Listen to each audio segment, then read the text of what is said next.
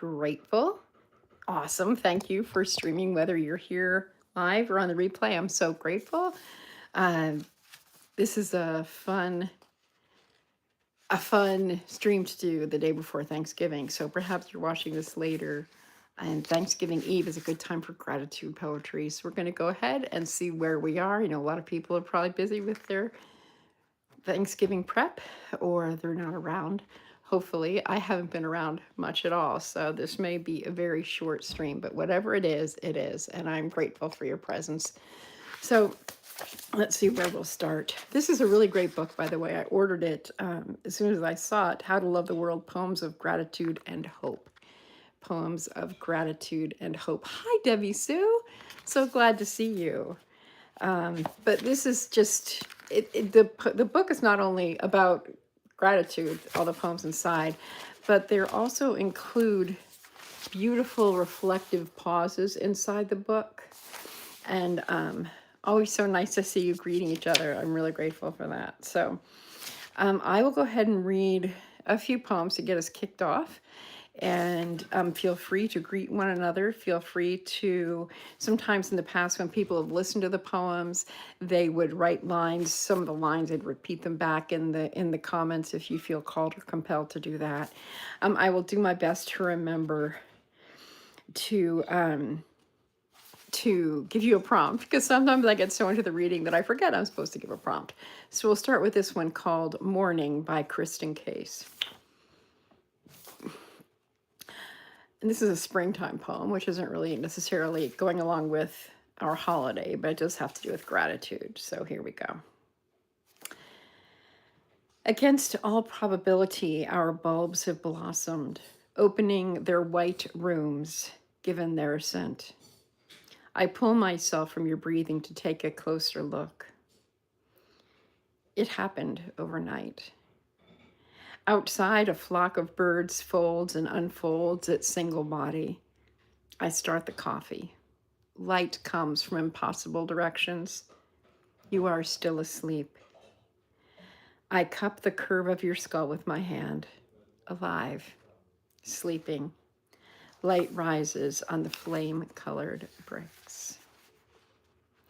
I love that. Just a nice meditation on waking up in the morning when you're with someone else and how peaceful and gratitude-filled that can be. This poem is much more of an autumn poem. It's by Ted Kooser, who's an American poet, and this is called A Dervish of Leaves. A Dervish of Leaves. I thought that was appropriate because I've had all kinds of windy or mornings that I wake up with leaves all over the windshield of my car. Maybe you can relate to this first line. I can. Sometimes when I'm sad, the dead leaves in the bed of my pickup get up on their own and start dancing. I'll be driving along, glance up in the mirror, and there they'll be, swirling and bowing, their flying skirts brushing the back window, not putting a hand on the top of the cab to steady themselves, but daringly leaning out over the box, making fun of the fence posts we're passing who have never left home, teasing the rocks rolled away into the ditches. Leaves lighten their slippers, dancing around in the back of my truck, tossing their cares to the wind, sometimes when I'm down in my heart. Ah, I love that.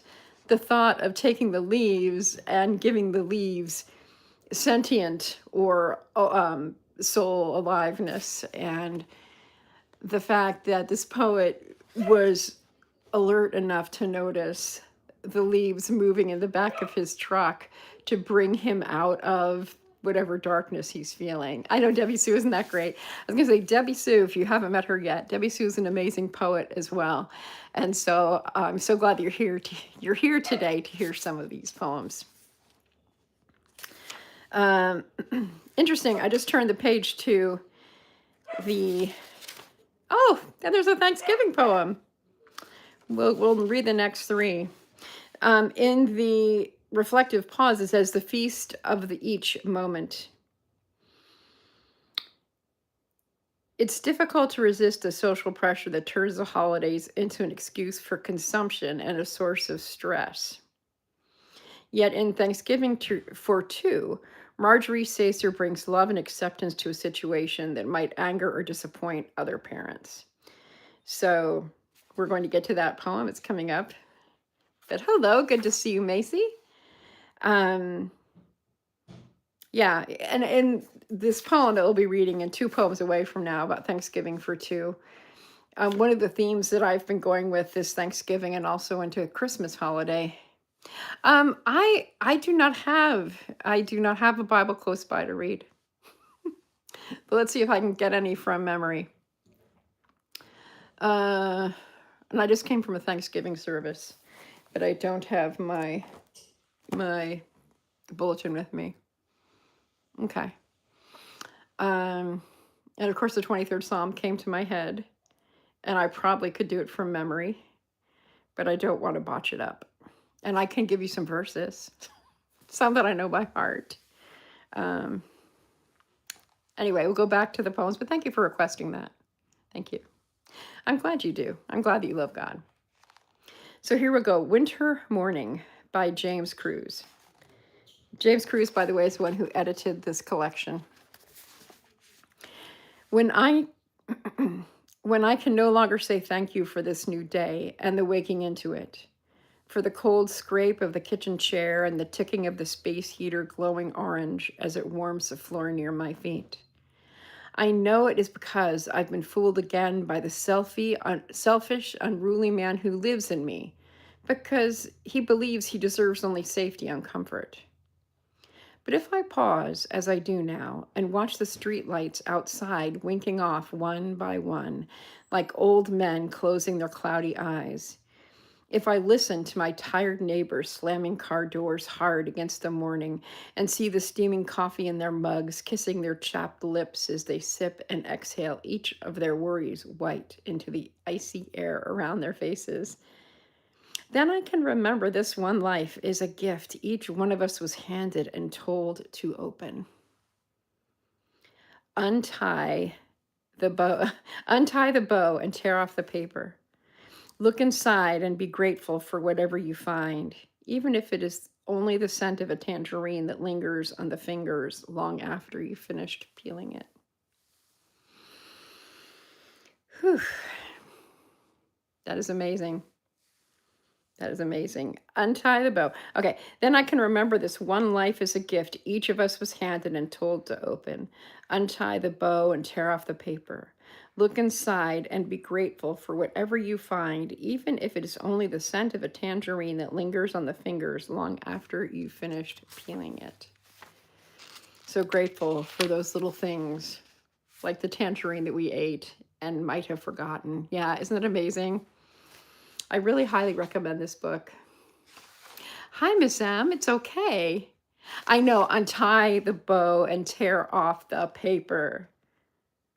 Untie the bow. That was one thing, too, at the service that I was just in. There was a lot of talk about, and there's been a lot of talk in my other studies about the invitation. And it's almost like these poems are an invitation. For those of us who are poets or who are writers or who love poetry, it's an invitation to think about poetry and ourselves differently and understand gratitude differently.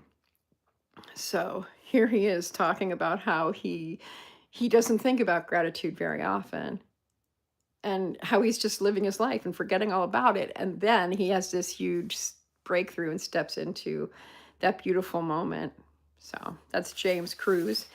Again, the poem is called Winter Morning. That reminds me too, a prompt for that would be something about when you untie the bow and tear off the paper to your life, what do you see? If you untie the bow and tear off the paper of your own life, what do you see?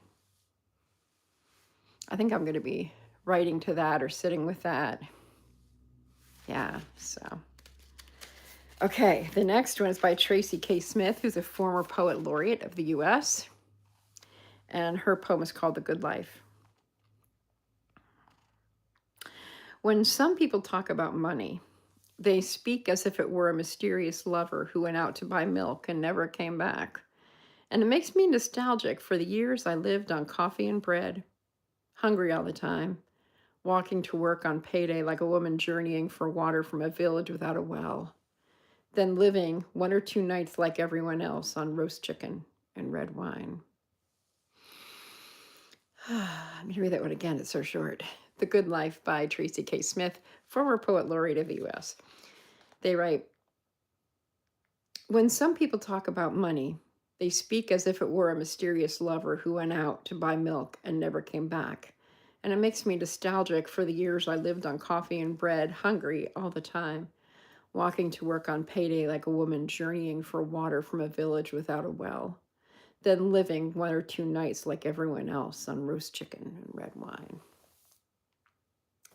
So for that one, there's a couple little pieces. I mean, she uses amazing imagery about money as a mysterious lover who went out to buy milk and never came home.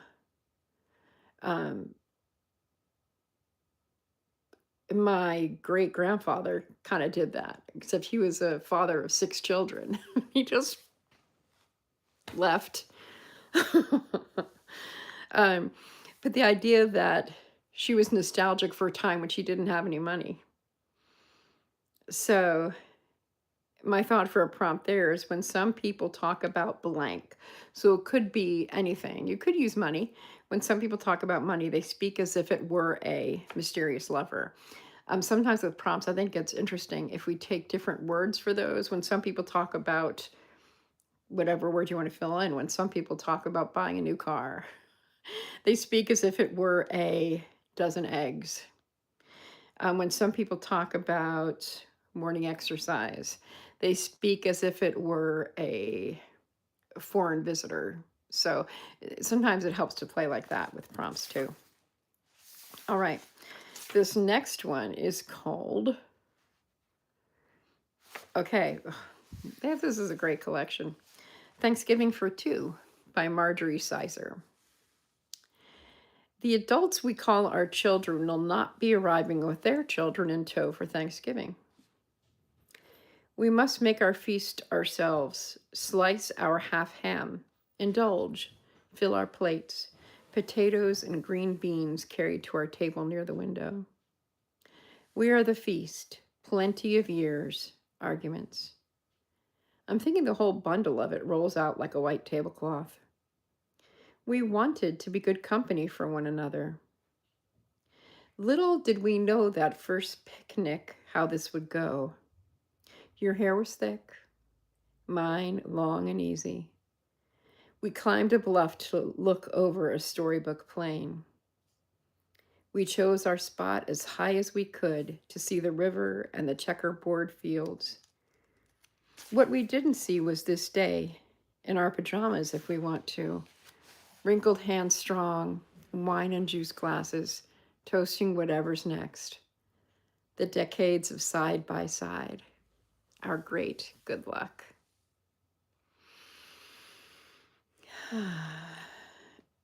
Interesting and bittersweet, and also not lamenting what isn't and celebrating what is. Their great good luck. So I really like that one. One of the other conversations at tonight's Thanksgiving service was about sometimes when holidays are not, I like that, W. Sue. When holidays are not what we expect or not what we want, how challenging it can be. And so, I like to leave the door open for people. And I love how that poet really recognized that even though her kids and her grandkids weren't there, and they could look back with nostalgia at when they were younger, that they never could have perceived or thought someday we're going to be older and we're going to have kids and grandkids and we're going to be here at Thanksgiving, the two of us, and it'll be great. So I really like that. I don't know if any of the rest of you are nostalgic this Thanksgiving. I've been extremely nostalgic this Thanksgiving, really looking back over the years, really thinking about the different Thanksgivings and what I've done. And what the experiences have been like. And I'm not sad, which is unusual too, because I tend to get sad around the holidays. But I'm ironically and strangely not sad at all. I'm wistful, but I'm not melancholy. All right, so I think I'll do two more poems. This first one, of course, when I put a limitation on, maybe more people will show up, but I'm really tired. Okay, this next poem was by Ellen Bass. She's one of my favorite poets. I really love her. This is a short poem called Getting into Bed on a December Night. Getting into bed on a December night. When I slip beneath a quilt and fold into her warmth, I think we are like the pages of a love letter written 30 years ago that some aging god still reads each day and then tucks back into its envelope. Miss Sam, you've been thinking about past Thanksgivings. It's bittersweet. Yeah, I feel some of that bittersweet too. Because like I was thinking about Thanksgiving from the 80s when I was in LA and I was very young. I was 24 that year. And how I hosted, I was talking to my daughter about it. Well, it was before she was born. And and I come from a family of 6 kids. And I think all of my siblings were there. And some at that point had partners, at least one brother was married. I was married. My sister was getting separated. My oldest brother, I don't think, he was single. And my little brothers, no, they weren't married. But now that people are gone, I've lost both my younger brothers. I lost my parents in the last few years. It's very different. I don't know what my siblings are doing. Well, my sister was injured very badly this summer, so she'll be home with her husband. Her kids may come. I don't know. Nobody said anything, but I really miss my kids. I'm here with my daughter and her husband and baby. It's great to be with them, but I miss my other kids a lot. So I want to read this one again because I almost missed it. Because I really like the sentiment about sliding into bed and feeling like sliding into bed with someone who you've been with for a long time is like a love letter. I'm going to take that with me. When I slip beneath the quilt and fold into her warmth, I think we are like the pages of a love letter written 30 years ago that some aging god still reads each day and then tucks back into its envelope. Yeah, I like that one. All right. I'm a hopeful romantic. I always say hopeful. Not hopeless, hopeful. All right. This one is about holidays again, and it's about food. So that's perfect for Thanksgiving.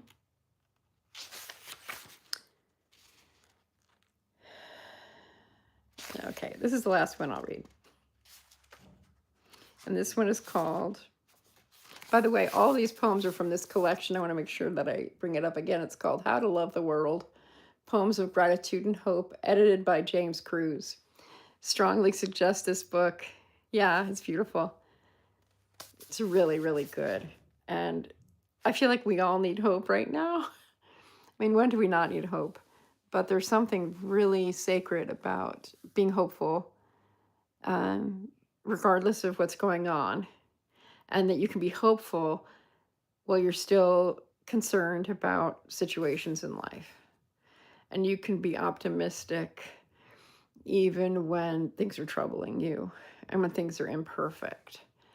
And it's really important to stay in hope, at least for me.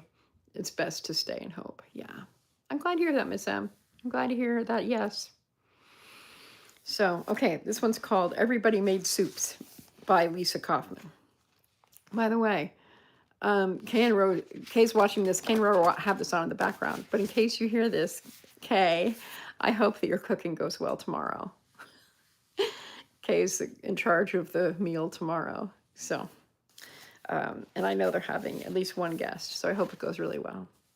Okay, everybody made soups. After it all, the events of the holidays, the dinner tables passing like great ships, everybody made soups for a while. Cooked and cooked until the broth kept the story of the onion, the weeping meat. It was over. The year was spent. The new one had yet to make its demands on us. Each day lay in the dark like a folded letter. Then out of it all, we made one final things. Out of the bounty that had not always filled us. Out of the ruined cathedral carcass of the turkey, the limp celery chopped back into plenty, the fish head, the spine. Out of the rejected, the passed over, never the object of love. It was as if all the pageantry had been for this, the quiet after, the simmered light, the soothing shapes of our mouths made as we tested.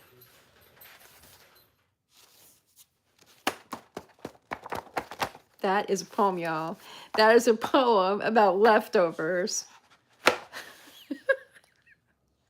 So when people think you have to write poems about these huge events, when you can have a poem about leftovers and you're describing them out of the rejected, the passed over, never the object of love.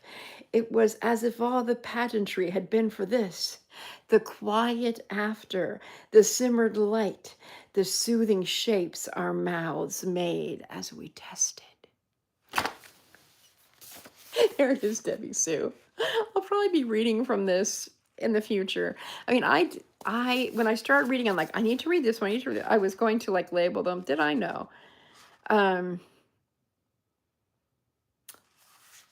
It's like everyone I look at is a good one. And that poem again, the letter, the image of the letter came up. So for those of us who are writers or poets or creatives, think about the concept of a letter.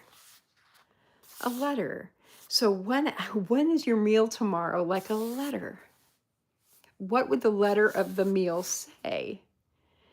The next time you're making a video, if someone was going to write a letter about this video that I'm about to make, what would you want that letter to say? I've always been a letter writer, not so much anymore, but when I was a kid, I wrote letters all the time. It's kind of an art form. It's different when you actually take out nice stationery and write in cursive on a piece of paper and send it off to somebody with your heartbeat on it. I said a minute ago I was just going to read one more, but no, I think I'll read a couple more. Yeah, we have 9 people, so I might as well go on. Okay. You wrote letters too? Hi, Rosani. Hello. Good to see you. Good to see Simply Debbie Sue's here. Miss M is here. Kay and Ro are here. We're reading some really amazing poems. Really amazing poems. So I want to read one by Dorianne Lau. She is a California poet. Hello. How are you?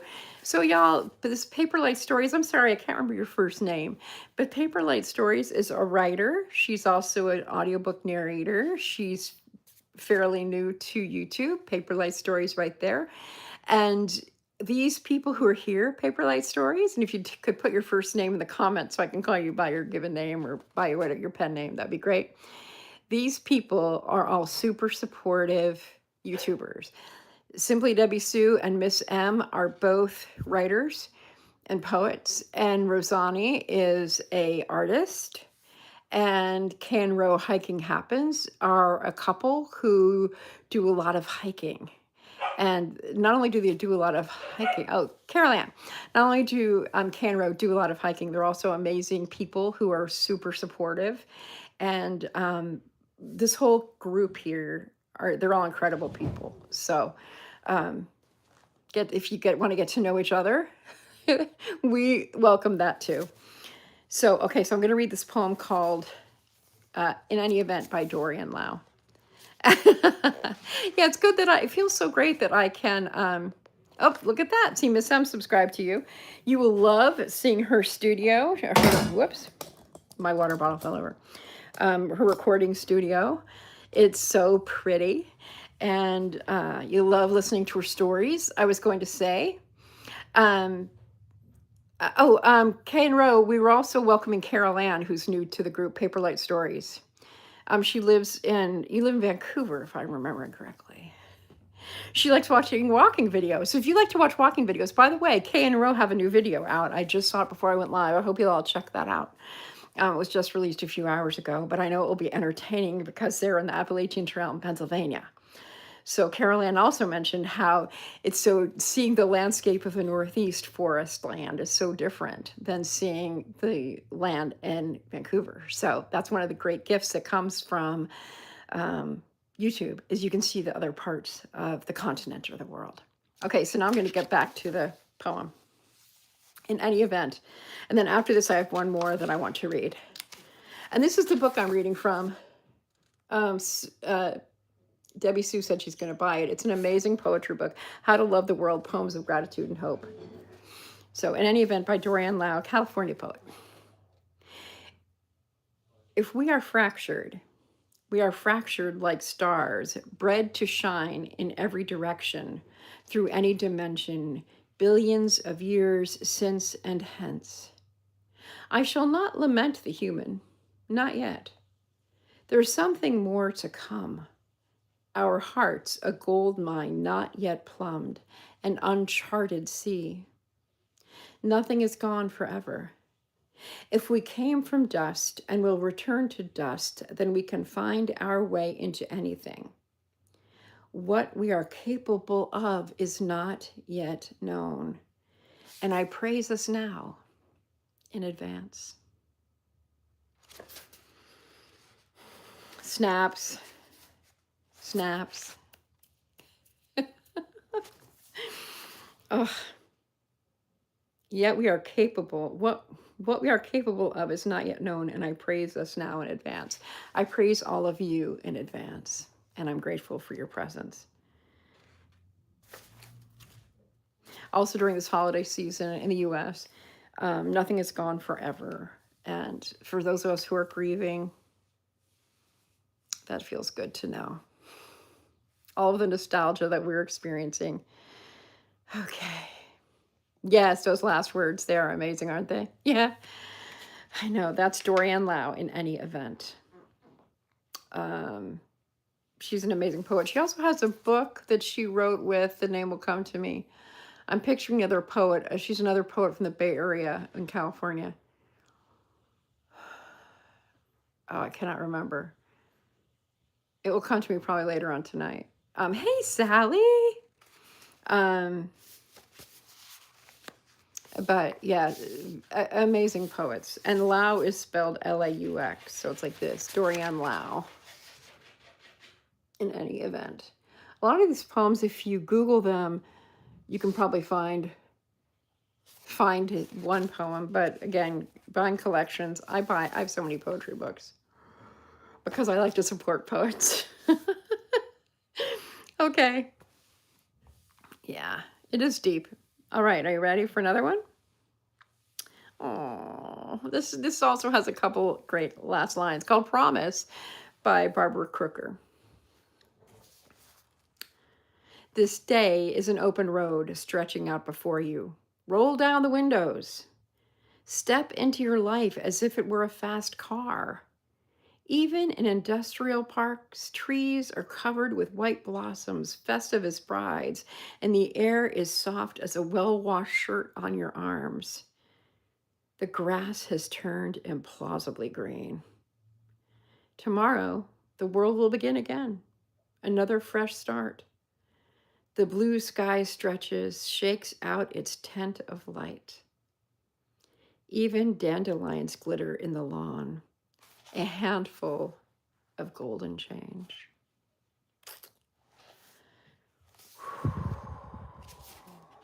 Okay. All right. It's interesting how the, thank you, Arthur. Thank you so much. This book is filled with amazing poems. And I keep saying that's the last one, but there's a poem called Hope There is a town called Hope near where I live, and right now I am moving to a place called Hopewell Township, and I feel like that is amazing to live in a place with um, hope in the name. Okay, so I'm going to read two more. I'm going to read one called Hope, and I'm going to read one called After Spending the Morning Baking Bread. After spending the morning baking bread. So here we go. Hope by Rosemary Watola Trommer. Yes, step into your life like it's a fast car. Exactly, Carol Ann, exactly. Are you ready for hope? Hold on, Debbie Sue, because you're going to love this opening line. And I just used this same imagery in the second line. I cannot remember the context. Here we go. Hope. Hope has holes in its pockets. It leaves little crumb trails so that we, when anxious, can follow it. Hope's secret. It doesn't know the destination. It knows only that all roads begin with one foot in front of the other. I hope Miss M is listening because I feel like that poem was especially for you. So I'm going to read it again. Hope by Rosemary Watola Trommer. Yes, you are here. Hope has holes in its pockets. It leaves little crumb trails so that we, when anxious, can follow it. Hope's secret. It doesn't know the destination. It knows only that all roads begin with one foot in front of the other. Oh, the poet is, I think that's, it's not very clear. There we go. Rosemary Watola Trommer. I've never heard of her until today. Ah. Thank you, Simply Debbie Sue. Put that whole opening. Brilliant. Sometimes I think that when we type out the lines like you're doing, it helps to really put it into our hearts. So, and listen to that, Miss M. God has been telling you a lot to put hope in him, and along you come to a live stream with poetry, because you know, we poets, and you and I have a special connection. Okay. I think that one of the reasons that I flagged this poem for great goodness is that we talked about grateful for small victories and gratitude for the tiny little things. And indeed, these poems have been really good at that. So thinking about gratitude for small things, gratitude for, I was going to say gratitude for my water that is spilled all over the floor. I'll need to clean that up. I was going to say, it didn't spill, but it did spill. Okay, we'll fix that. So this will definitely be the last poem. So Jack Riddle, it's R-I-D-L, After Spending the Morning Baking Bread. So if you want to see the name of the poet, Jack Riddle, R-I-D-L. After spending the morning baking bread, our cat lies across, I hope Can Row hear this. The bread one, yes, the bread, another bread. And this book, this collection is like that. They have similar words that are just tossed out. Bread, breadcrumbs. But Can Row have a cat. They have cats, so maybe they'll hear this. Our cat lies across the stove's front burner's right leg hanging over the oven door. He is looking into the pantry where his bowl sits full on the counter. His smaller dish, the one for his splash of cream, sits empty. Say yes to wanting to be this cat.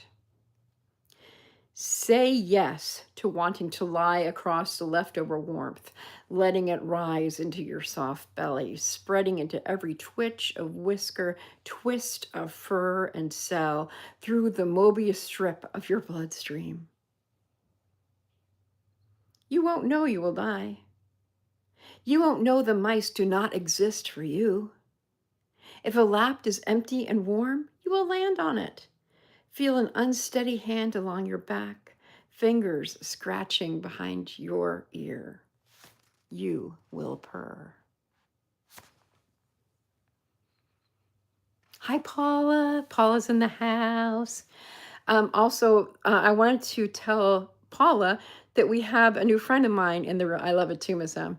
A new friend of mine in the room. Paperlight Stories is Carol Ann. She's a fairly new YouTuber, and she is an audiobook narrator. She's a writer. She's published 7 books. I believe it's 7.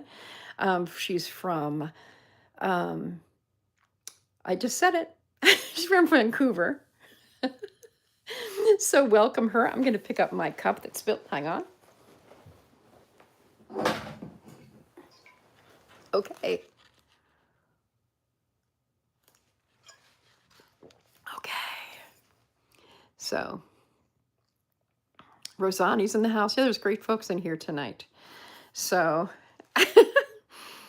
well, this is a great community. And so Carol Ann, if these people, this great community are how I got to be where I am today with my subscribers and followers and all, because they've been so supportive of me and the work that I do. So, and there's Rhonda. Hi, Rhonda.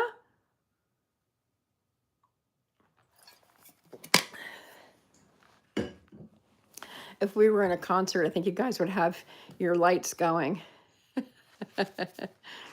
Oh, that's right. Arthur's here too. I'm sorry, Arthur. I forgot to mention you. See how friendly everybody is. Okay, so I'm going to read one more. Just because we have new people in the room. So this poem is by Joy Harjo. You may know that name because she is a former poet laureate. She was the first Native American poet laureate of the United States. She's a member of the Creek Nation. She lives in Oklahoma, and she's just phenomenal. She's not only a poet, she is also like a musician. I think she plays a saxophone, and she's just fantastic. And one thing I love about her poetry is it is so accessible, and she is so gifted. Oh, Sally, do you know Arthur? Okay, so here we go. I'm going to read Eagle Poem. The first line. Okay, so it's actually 3 lines, but it's 3 lines in one. So here we go. Eagle Poem. Well, you're back now. So we're reading Joy Harjo, Eagle Poem. And this is going to be the last one. I keep saying that, but this is really going to be the last one. Okay. To pray you open your whole self to sky, to earth, to sun, to moon, to one whole voice that is you. And know there is more that you can't see, can't hear, can't know except in moments steadily growing. And in languages that aren't always sound, but other circles of motion. Like eagle that Sunday morning over Salt River, circled in blue sky and wind, swept our hearts clean with sacred wings. We see you. We see ourselves and know that we must take the utmost care and kindness in all things. Breathe in, knowing we are made of all this, and breathe, knowing we are truly blessed because we were born and die soon within a true circle of motion, like eagle, rounding out the morning inside us. We pray that it will be done in beauty. In beauty. Miss M, you love this one. Have you heard of Joy Harjo before, Miss M? Have you heard of her? Hello, Debbie. I'm so glad that you're here. Thank you. I wasn't sure how 9 o'clock would go on Thanksgiving Eve, but, well, I would say for people who love poetry, go to poetryfoundation.com. And that website has every single issue of Poetry Magazine on its pages for absolutely free. And Joy Harjo has a lot of poems in there. My favorite collection of hers is called American Sunrise. American Sunrise. And strongly suggest it to anyone who loves poetry. Joy Harjo, amazing poet. But yes, that was called Eagle Poem. Eagle Poem. Okay. Wow, we've been here for 40 minutes. 40 minutes of pure poetry reading. What could be better than that? I want to say thank you to everybody for being here. Yeah, I know that Rhonda had a live before me, so. Arthur, I am experimenting with times for the poetry lives. The gratitude live is every Monday at noon Pacific. No, noon Eastern, sorry. And then poetry is, it's always on Wednesdays because Wednesday is Word Love Wednesday. If you would just keep an eye on my lives, thank you so much. I'll probably read from this book again.